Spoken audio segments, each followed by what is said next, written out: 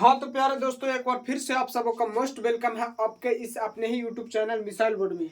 तो चलिए, आज हमारा टॉपिक है संधारित्र का श्रेणी क्रम समायोजन का व्यंजक। श्रेणी क्रम संयोजन का व्यंजक। आप लोग प्रतिरोध का श्रेणी क्रम संयोजन बहुत अच्छे से जानते होंगे। बस उसी प्रकार है संधारित्र का श्रेणी क्रम संयोजन का व्यंजक, समतुल्य धारिता का व्यंजक। श्रेणी क्रम संधारित्र का समतुल्य धारिता का व्यंजक बहुत आसान है। बस आप लोग जुड़े रहिए और मन लगा कर देखिए। तो चलिए हम शुरू करते हैं आज का वीडियो। हमारा टॉपिक के अनुसार हम 3 संधारित्र लिए हैं। माना कि 3 संधारित्र ए बी एक संधारित्र है तथा सी डी एक संधारित्र है। उसके बाद ई एफ एक संधारित्र है, जिसको हम लोग श्रेणी क्रम में जोड़ने का काम किया है। जोड़ने के बाद एक हम लोग कांची से, एक हम लोग बैटरी से जोड़ दिया, यानी सेल से जोड़ दिया है, जिससे क्यू आवेश इस पर प्रवाहित होती है। प्लस क्यू आवेश प्रवाहित होती है, प्लस क्यू आवेश प्रवाहित होती है। तो चलिए, सबसे पहले हम लोग फिगर का थोड़ा सा डिफिनेशन दे लेंगे। हम लोग व्यंजक का तो नियम पहले से मालूम है कि पहले हम लोग फिगर का थोड़ी सी डिफिनेशन देते हैं, उसके बाद हम लोग बनाते हैं। तो उसी प्रकार यहाँ पे लिखे हैं कि माना कि 3 संधारित्र, एक ए बी सी डी तथा ई एफ है। ए बी एक संधारित्र है, फिर सी डी एक संधारित्र है और फिर ई एफ एक संधारित्र है। तो माना कि 3 संधारित्र ए बी सी डी तथा ई एफ है, जिसे हम लोग श्रेणी क्रम में जोड़े हैं, जिसे श्रेणी क्रम में जोड़ा गया है। ये तो हम लिख लेंगे। उसके बाद क्या लिखा गया है? जिस पर दिया गया आवेश प्लस क्यू है, जिस पर दिया गया आवेश प्लस क्यू है। तीनों संधारित्र की धारिता क्रमशः, धारिता को सी द्वारा डिनोट किया जाता है, आप लोग को पूरी तरह से मालूम होगा, जिसकी धारिता क्रमशः C1 C2 और C3 है। जिनकी धारिता क्रमशः C1 C2 तथा C3 है, तथा प्लेटों के बीच विभवांतर V1 V2 तथा V3 है। प्लेटों के बीच विभवांतर V1 V2 तथा V3 है और इनका पूरा समतुल्य विभवांतर भी है। पूरा समतुल्य विभवांतर क्या भी है। तो चलिए, अब हम लोग करते हैं अपने काम को स्टार्ट। अब हमारा बनाना बचा है, बाकी तो ये सब तो लिख ही लीजिएगा आप लोग याद कर लीजिएगा, इसको आप लोग कॉपी में नोट कर लीजिएगा। तो चलिए, अब हमारा है श्रेणी क्रम। तो देखिए, अब कुछ नहीं करना है। आप लोग धारिता का सूत्र जानते हैं? क्या होता है धारिता का सूत्र, बताइए। धारिता का सूत्र होता है चालक को दिया गया आवेश तथा विद्युत विभव में वृद्धि के अनुपात को धारिता कहते हैं। तो सबसे पहले हम लोग लिखेंगे ए बी संधारित्र में, ए बी संधारित्र में, ए बी संधारित्र में धारिता का सूत्र होता है C = चालक को दिया गया आवेश और विद्युत विभव में वृद्धि के अनुपात को चालक की धारिता यानी धारिता कहते हैं हम। देखिए, तो Q के स्थान पर तो हमारा Q दिया है, Q रहेगा। चूंकि देखिए, धारा Q आवेश प्रवाहित हो रहा है तो Q सबके लिए Q है। लेकिन बात आती है विभवांतर की, तो ए बी संधारित्र के लिए विभवांतर हमारा होगा V1।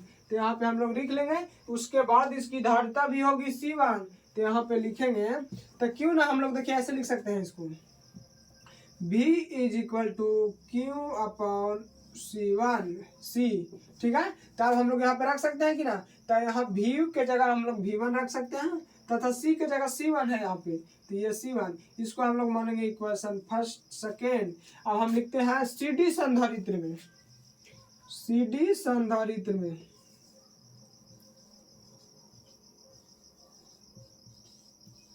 CD संधारित्र में। ठीक है, अब यहाँ पे लिखते हैं, यहाँ V1 था लेकिन यहाँ V2 है और C1 के जगह C2 है, तो यहाँ हो जाएगा V2 = Q/C2। ये हो गया हमारा समीकरण सेकेंड। अब देखिए, उसी प्रकार हम लोग EF संधारित्र में, EF संधारित्र में, EF संधारित्र में, ठीक है। तो यहाँ हो जाएगा V3 is equal to Q upon C3। समीकरण 3 हो गया। ठीक है, अब चलिए अब यहाँ पे बनाते हैं। क्या हम इसको ऊपर मिटाएं? हम मिटाते हैं ऊपर, तो थोड़ा ज़्यादा अच्छा होगा ना, कि यहीं पे निपट दे। ना ना ना, मिटाते हैं। यहाँ पे हम लोग इसको साफ कर लेते हैं, थोड़ा सा फिगर को ही।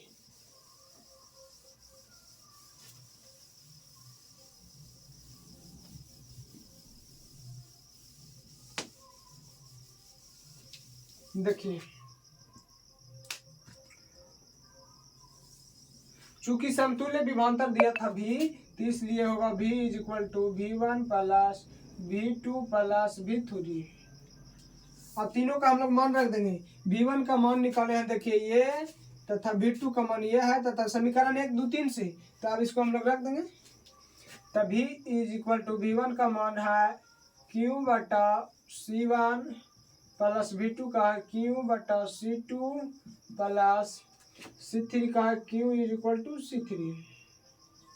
Q इसमें से कॉमन मिल रहा है, तो हो जाएगा V बराबर Q कॉमन क्या हो जाएगा, Q इज इक्वल टू 1 बटा C प्लस 1 बटा C2 1 बटा C3।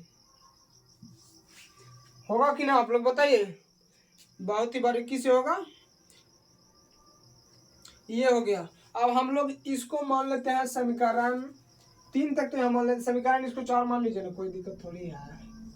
समीकरण 4 1 2 3 से तो हमारा ये आ गया समीकरण 4। अब चलिए, यदि संधारित्र के कुल संधारित्र ये हो C हो, संधारित्र की यहाँ देखिए, यहाँ पे लिखेंगे यदि संधारित्र का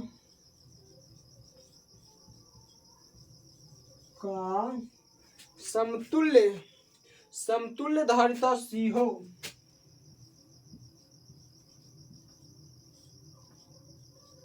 समतुल्य धारिता C हो, C समतुल्य धारिता C हो, तो C बराबर होता है हमारा Q अपॉन V। तो यहाँ पे हम लोग V इज इक्वल टू लिख सकते हैं Q बटा C। लिख सकते हैं कि नहीं, ये देखिए आप लोग। तो यहाँ पे V बराबर हो जाएगा Q बटा C। इसको मान लीजिए 5। तो समीकरण देखिए, यहाँ से V का मान इसमें हम लोग रख सकते हैं।